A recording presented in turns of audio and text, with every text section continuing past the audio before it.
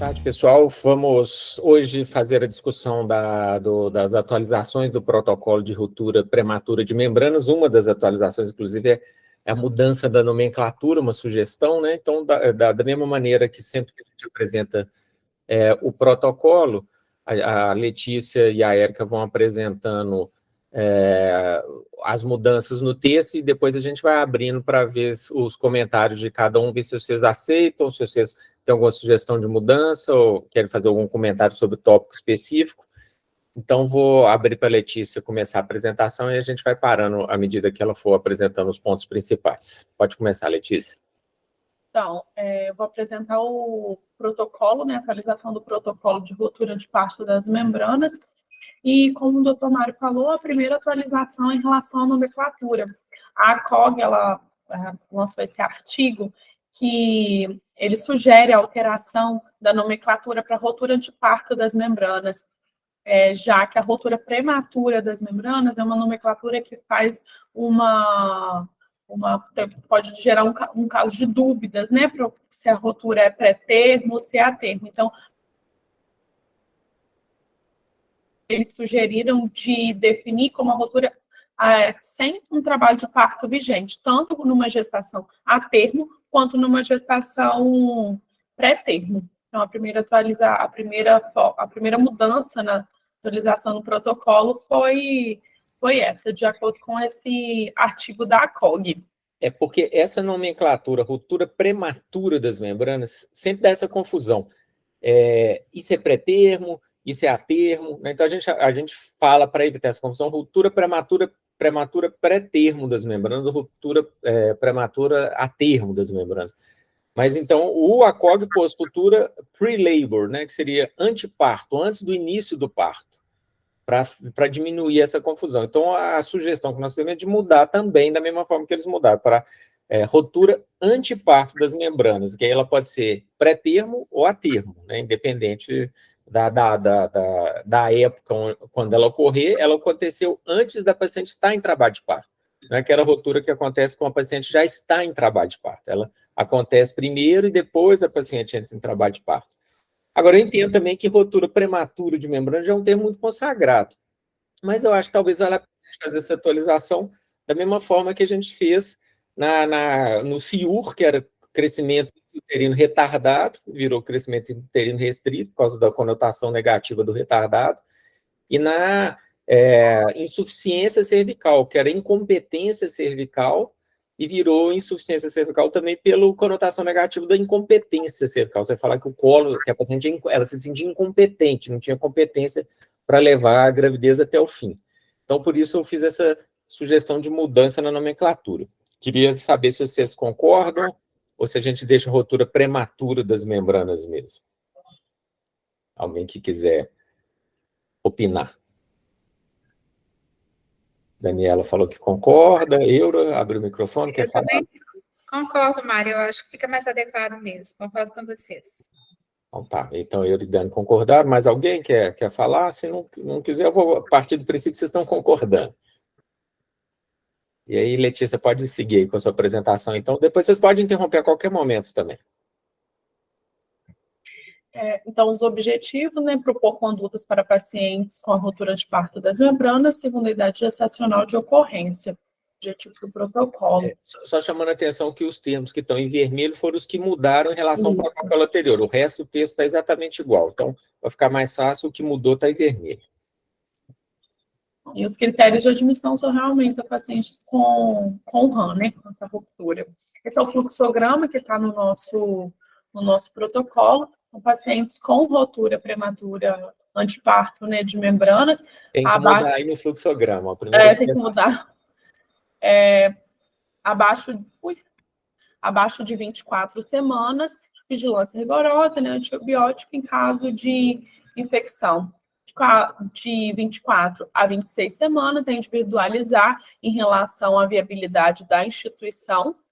Em relação a 24 a 34 semanas, antibiótico com protocolo de latência, que é o que a gente já faz, né? Ampicilina, azitromicina e amoxicilina. 34 a 37 semanas, antibiótico para evitar para estreptococo, né, que a gente faz a penicilina cristalina, uma dose de ataque de 5 milhões e uma dose de manutenção de 2 milhões e 500 a cada 4 horas, que vai se manter, e acima de 34 semanas, se tiver cultura positiva, a gente vai fazer a penicilina, se estiver negativa, que vai ser a alteração que eu vou falar mais para frente da mudança, né, que vai ser a partir de 12 horas com ampicilina, 500 miligramas de 6 em 6.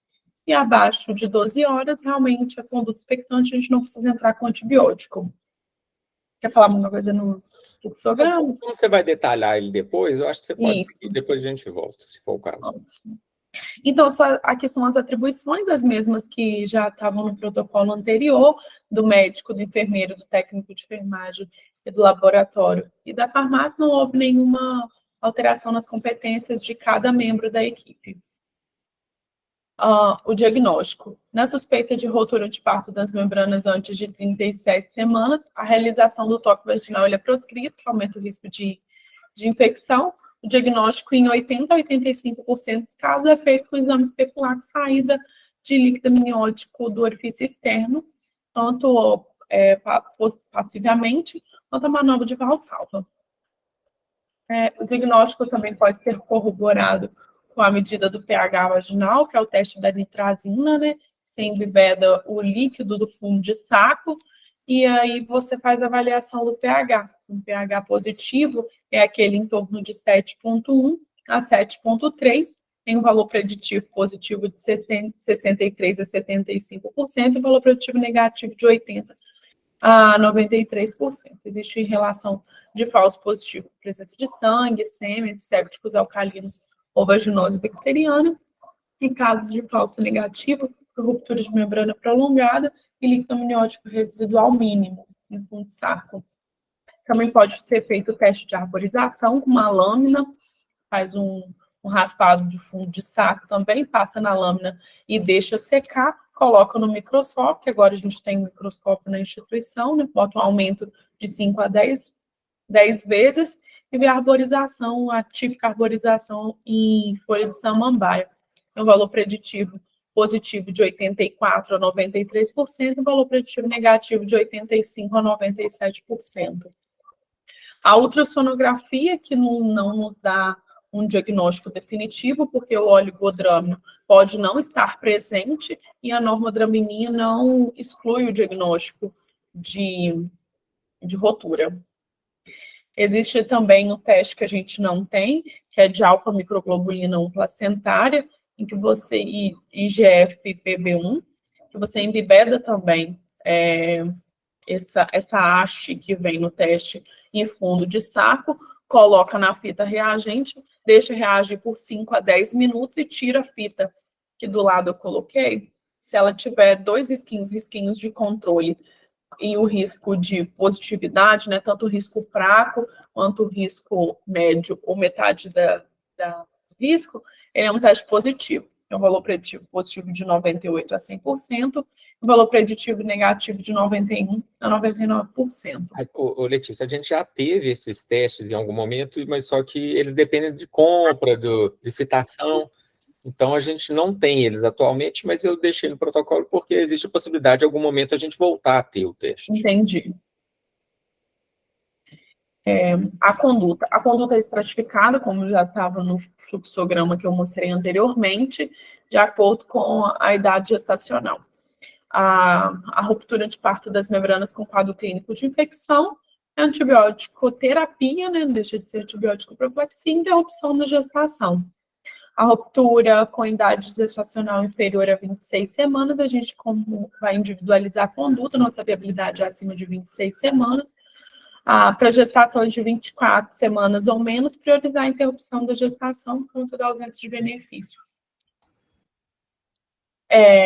Aqui é a estratificação da conduta de acordo com a idade gestacional, de 26 semanas a 34 semanas incompletas. A conduta é expectante, com protocolo de latência, né? Medida de restrição ao leito, repouso relativo, exame clínico diário, curva térmica diária, coleu suave para step, hemograma nas primeiras 48 horas é feito diariamente, depois 2 vezes na semana, A proteína C reativa também é feita nas primeiras 48 horas diariamente, depois 2 vezes na semana, e toque vaginal são proscritos. Essa mudança aí foi só para...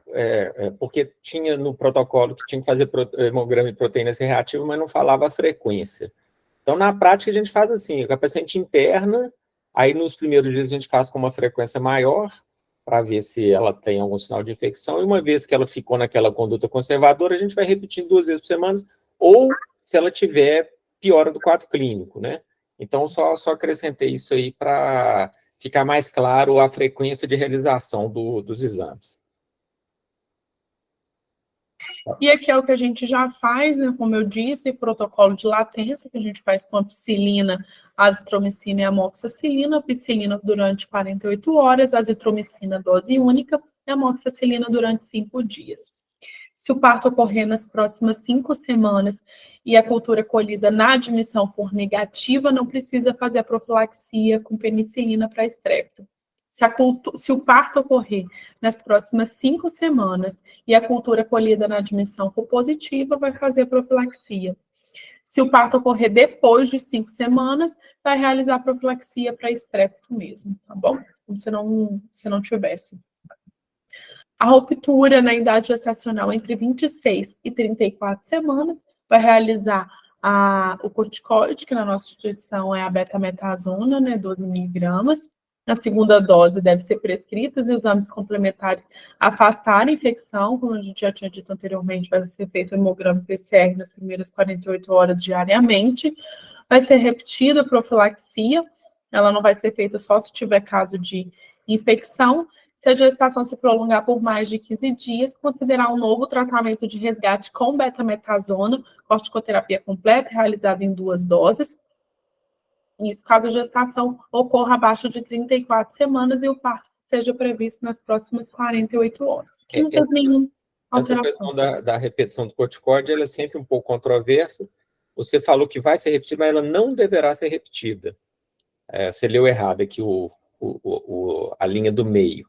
A gente tem uma opção de repetir se ela tomou, por exemplo, ela chegou com 26 semanas e entrou em trabalho de parto com 32. Passou mais de 15 dias que ela já tomou a dose e ela ainda está abaixo das 34 semanas. Então, essa é uma possibilidade de fazer essa dose de resgate. Mas essa repetição profilática, que antigamente tinha períodos aí que era feito corticoide, o ciclo repetia toda semana ou de 15 em 15 dias, então isso a gente não faz mais. Mas não foi isso ainda é mudança no protocolo, isso já estava no anterior. Entre 26 ainda e 34 semanas, a vitalidade fetal, o cardio deve ser diário, o PBF 2 vezes por semana. E o ultrassom deve ser feito semanalmente para avaliação de crescimento fetal. Oi? Também só acrescentei a frequência, que não tinha no protocolo, a frequência dos exames, né? Que é o que a gente faz de rotina, mas não estava descrito. Isso. E o citrato de magnésio, né? Se tiver idade gestacional abaixo de 32 semanas. A ruptura já entre a idade gestacional de 34 a 37 semanas, vai entrar em curva térmica, né? Temperatura de 4 em 4 horas, solicitar hemograma e PCR, realizar exame de vitalidade fetal, cardiotoque ou PBF, profilaxia para estrépito. Na ausência de sinal de infecção e se os exames indicarem boa vitalidade fetal, iniciar corticoide antinatal. Se a paciente já havia recebido corticoide para amadurecimento pulmonar previamente, não precisa repetir a dose. Se for necessário amadurecimento cervical, caso o bicho for menor ou igual a 8, iniciar logo após a primeira dose de betametasona. Se a indicação for cesariana ou indução com ocitocina com um bicho maior do que 9, iniciar 24 horas após a segunda dose de betametasona, que a gente não alterou no protocolo. Apesar de toda a polêmica aí a respeito de dar o corticoide acima de 34 semanas, o American College ainda recomenda, então, por enquanto, achei que não devia mudar, não. Então, mantive igual estava no protocolo anterior.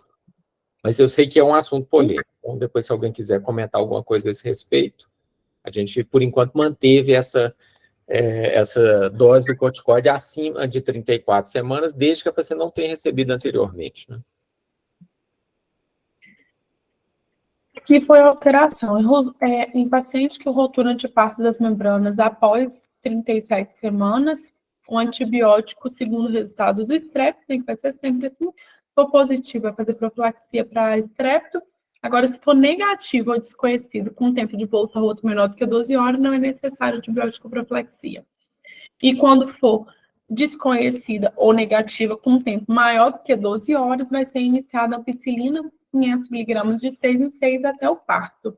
Essa recomendação ela foi baseada numa meta-análise que foi realizada, em que foi feita uma avaliação de 5 estudos, em que a rotura ocorreu em diversos tempos, e foi feita uma análise do uso de antibiótico com parto acima de 36 semanas. Foi avaliado 5 meta-análises com o uso de vários tipos de antibióticos e esquema, incluindo a ampicilina que a gente colocou no protocolo, e foi avaliado que no eixo X aqui, a gente consegue perceber o tempo, e no eixo Y a porcentagem do evento. O de azulzinho é o risco de cório, o vermelho de endometrite e o verde de sepse neonatal. O estudo chegou à conclusão que, na análise por subgrupos, que acima de 12 horas de tempo de bolsa rota, diminuiu o risco de corioamnionites e endometrite, mas não foi visto benefício em relação à sepse neonatal precoce. Esse artigo ele orienta o uso de antibiótico ou profilaxia acima de 12 horas de bolsa rota. Quer falar alguma coisa, professor? Quero. Então, baseado nesse artigo, eu discuti com a Juliana da CCH, volta no slide anterior, Letícia. E então eles chegaram à conclusão que deveria ser dado antibiótico acima de 12 horas de bolsa rota para diminuir todas essas complicações. Vários esquemas antibióticos foram usados, mas a ampicilina foi usada na maior parte deles. E aí, conversando com a Juliana da CCH, ela chegou à conclusão que a ampicilina seria o mais apropriado aqui na nossa população. Então, por isso que a gente fez a opção por ampicilina. É interessante comentar também que o manual de gravidez de alto risco do Ministério da Saúde do ano passado, 2022, que está disponível online, eles colocam como recomendação também dar o antibiótico acima de 12 horas de bolsa rota. Eles não recomendam um antibiótico específico, mas eles também fazem essa recomendação baseada nesse estudo também, nessa meta-análise aí do Berghella. A gente, teve um momento que a gente recomendava acima de 18 horas, e lembrando que aqui não é para profilaxia do estrépito, porque para profilaxia do estrépito seria acima de 18 horas, que é a recomendação. Aqui é para profilaxia de infecção materna, basicamente. E aí a ampicilina teria até uma outra vantagem, porque a ampicilina ela cobre o estrépito. Então, se passar das 18 horas, você não precisa de dar, além da ampicilina, a penicilina. O paciente já está usando a ampicilina, a ampicilina ela cobre o estrépito. Então, ela vai servir para as duas coisas, para diminuir a infecção da mãe e para evitar a sepse neonatal precoce pelo estreptococcus. Por que a recomendação para o estrépito é a penicilina e não a ampicilina? Porque a penicilina ela tem um espectro menor, então ela seleciona menos bactéria. Então, se você tem a possibilidade, se o objetivo é só o estreptococcus, a penicilina ela vai ter uma seleção menor de bactérias, seria mais recomendada. Mas, partindo do princípio que a gente quer também esse efeito materno, então, por isso que a gente fez a opção por um antibiótico com um espectro um pouco maior, mas que cubra também o estreptococcus. Não sei se alguém quer fazer algum comentário a respeito dessa mudança aí do tempo e do antibiótico.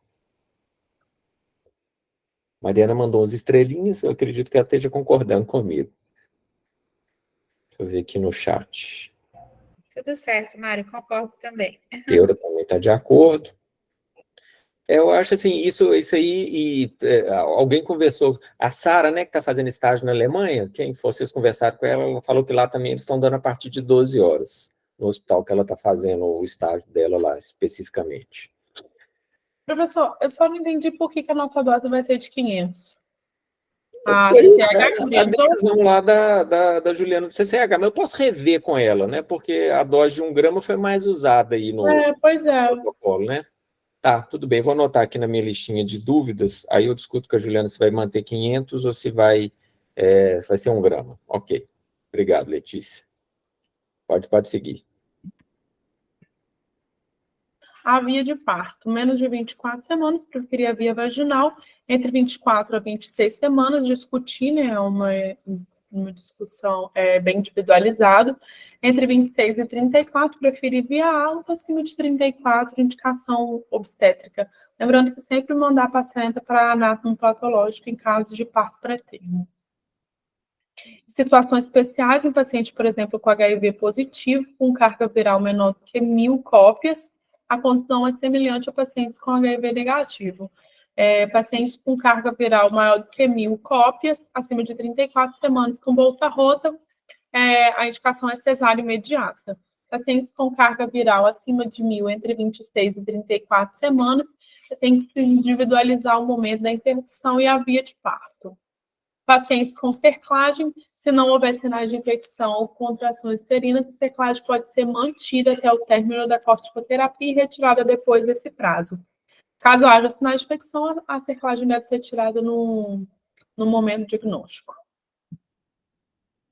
Aqui são os critérios de saída do protocolo, a ocorrência de parto, né, o monitoramento, que é a taxa de parto até 48 horas, a taxa de parto até 34 semanas, o percentual de pacientes que recebeu um curso de corticoide completo, percentual de pacientes que recebeu antibiótico para prolongamento do período de latência, percentual de pacientes abaixo de 32 semanas que recebeu sulfato de magnésio para neuroproteção, intervalo entre a ruptura de membranas e o parto. Ok. Obrigado, Letícia. Pode parar aí sua apresentação. Então, as mudanças principais aí foram realmente a nomenclatura e essa questão do antibiótico. Alguém quer fazer algum comentário? De tempos em tempos a gente tem que dar uma atualizada, né? Esse protocolo último era de 2018 e a instituição pede para que a gente atualize a cada 5 anos. Então, estava na hora de atualizar e tinha essas mudanças, aí eu resolvi fazer esse primeiro. Tem os outros agora, eles vão entrar na fila para atualização também, à medida que eles forem saindo, a gente vai apresentando. A maioria vai ter pouca mudança, mas alguns têm alguns pontos aí que vale a pena revisitar. Alguém quer falar alguma coisa? Então, acho que vocês ficaram satisfeitos com o protocolo, né? Clóvis, quer falar? Mário, eu vou começar pelas menos polêmicas, né? Mas também polêmicas.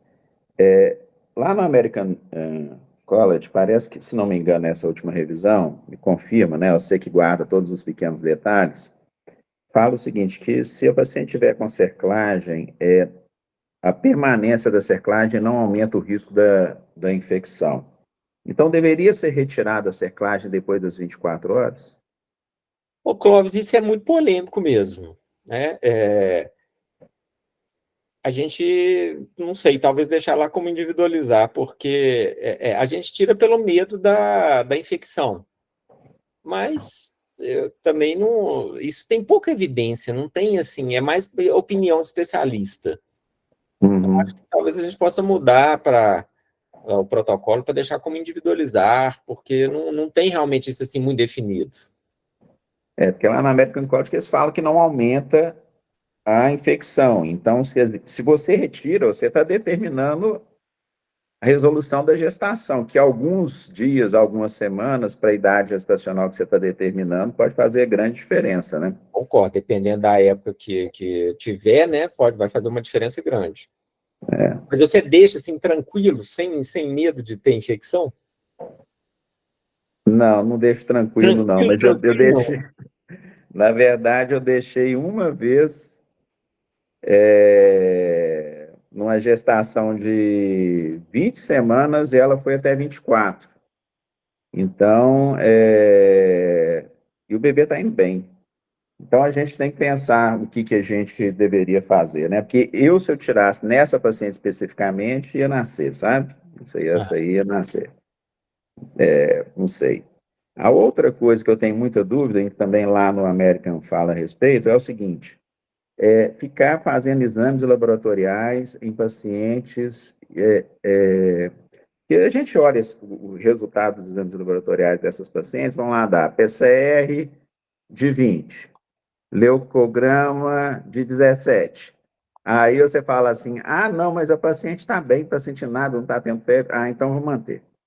Então, por que da necessidade de fazer exames clínicos laboratoriais com frequência, se a determinação acaba sendo uma determinação por critérios clínicos? Então, uma coisa é a paciente começar assim, ó, começa a mudar a curva térmica dela, aproximar de 37 graus, né? E aí, mesmo sem sintomas ainda, mas mudou a curva térmica, daí você faz para ver comparação com os exames anteriores. Mas, do ponto de vista, a gente tem adotado, eu estou falando isso porque a gente tem adotado essa conduta lá no Hospital da Unimed, né, tentando minimizar a realização dos exames laboratoriais, nem sempre isso ainda não é, vamos dizer assim, hegemônico entre nós, né? Mas alguns pedem com mais frequência, outros não pedem, né? Mas as pessoas vão, a partir do momento que a gente vai mostrando que é ineficaz isso, porque os exames não alterados e a gente não interrompe, e os exames, porque a clínica está muito tranquila, né? Então, solicitar exame por solicitar, não sei se tem validade. O que Mas você acha, assim, Diego? bom, eu concordo que a clínica, ela pode ser a primeira a alterar, mas às vezes a gente pega um PCR progredindo, uma leucocitose progredindo, é mais uma coisa para a gente ficar atento, né? Talvez até depois dessa, eu acho que nessas primeiras 48 horas a gente precisa pedir com mais frequência mesmo. Depois, não sei, talvez uma vez por semana seja suficiente. Menos que uma vez por semana eu não ficaria confortável, não. A gente mantém 2 vezes por semana, Cláudio, eu vou até te falar por quê. Lá no hospital a gente adota uma rotina assim. A paciente, um dia ela faz ultrassom, outro dia ela faz exame de sangue, outro dia ela descansa, outro dia ela faz ultrassom, outro dia ela faz exame de sangue. Então ela tem alguma coisa para fazer, senão ela fica... a gente estabelece uma rotina para ela, assim, porque senão ela fica lá 4, 5 semanas em conduta expectante e fica parecendo que a gente não está fazendo nada e ela fica numa sensação que o negócio não está caminhando. Então a gente estabelece, ó, amanhã você vai fazer exame, depois de amanhã você vai fazer ultrassom, até para criar uma rotina mesmo. Mas eu concordo que talvez ele não precisa ser 2 vezes por semana, talvez possa ser semanal, mas eu também essa resposta eu não vou ter, não. Bom, daqui a pouco eu chego na resposta para essa questão aí. E o corticoide, até a gente estipulou lá justamente por causa dessa polêmica, 34, 35, 36, isso é só uma opinião, tá? A gente estipulou que o corticoide vai até 35 semanas e 0. Quer dizer, 35 semanas e 1 a gente não faz mais, né? Que é a conduta do Royal College. O Royal College também vai até 35 semanas. 34 e 6, na verdade. Bom, agora vamos para 2 polêmicas maiores. Uma é que, como é que está lá no seu protocolo, lá falando de 24 semanas? Está falando que interrupção por falta de benefício, não é isso? A partir de 24 semanas está a individualizar. Abaixo de 24 semanas que está a interrupção, discutir a interrupção com a família. Mas a gente sugere, mas a gente escuta a família. Se a família quer investir, a gente acaba mantendo. Mas geralmente o resultado é ruim. Eu acho assim, só que porque antes a gente tinha uma visão de que interromper gestações, a ruptura prematura de membranas abaixo de 24 semanas, ela frequentemente, ou quase na sua totalidade, dava resultado ruim, né? E que quando a gestação ia adiante, a paciente ia evoluir com insuficiência respiratória por não desenvolvimento pulmonar ou com tortuosidade óssea por causa da compressão uterina.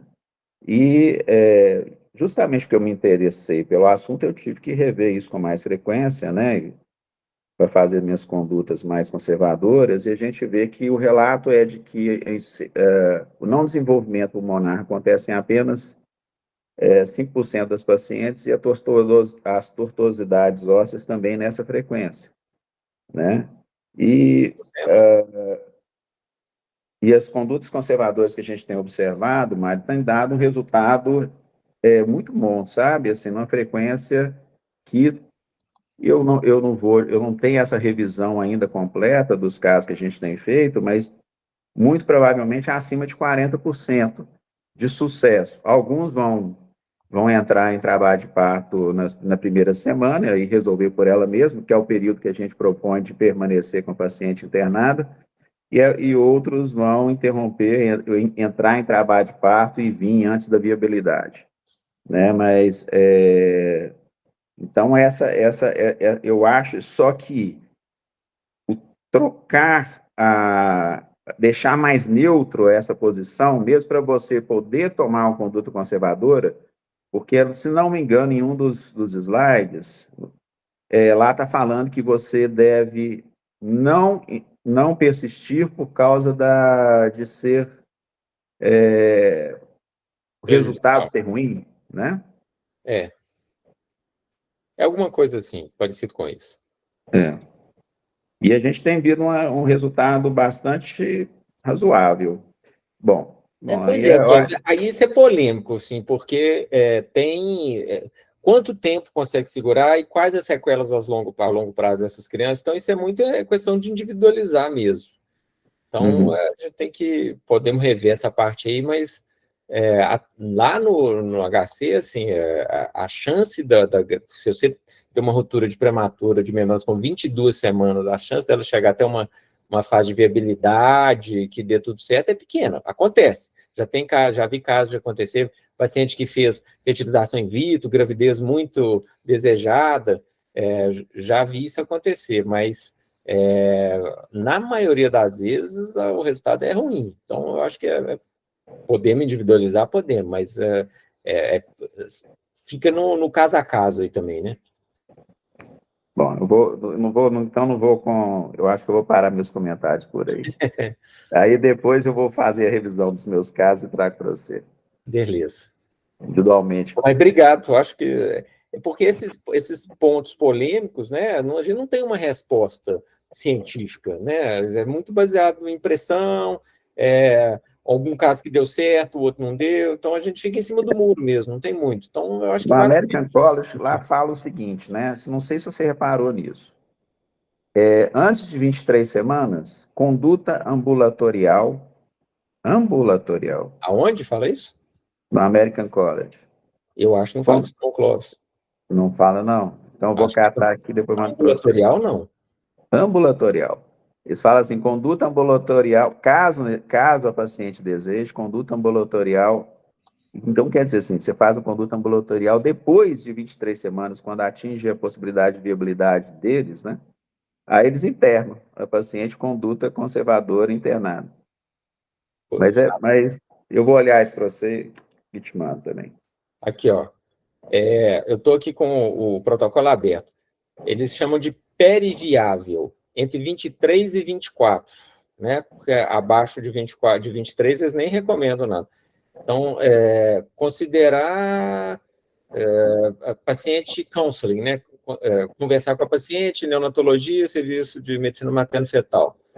Corticoide não é recomendado, profilaxia para estreptococcus não é recomendado, antibiótico deve ser considerado a partir de 20 semanas, pelo risco de infecção, não fazer tocólise nem sulfato de magnésio. Então, basicamente, eles falam que não é para fazer nada, deixar ver o que vai acontecer. A partir de 24, aí eles recomendam fazer tudo. Então, essa abaixo de 20, eles consideram como aborto inevitável, nem antibiótico eles não fazem. Então, assim, felizmente são poucos casos nessa faixa, né? Mas sempre que acontece, eles têm que ser muito discutidos com muita particularidade mesmo. Então tá bom, é isso que eu tinha para colaborar. Ótimo, obrigado. Mais alguém, gente, quer fazer alguma consideração? Beleza. Eu vou fazer a revisão aí do protocolo com essas mudanças que foram sugeridas, assim, ver o que a gente consegue incorporar e mando para vocês darem o ok final, tá bom? Agradeço a participação de todos e até semana que vem. Tchau, tchau.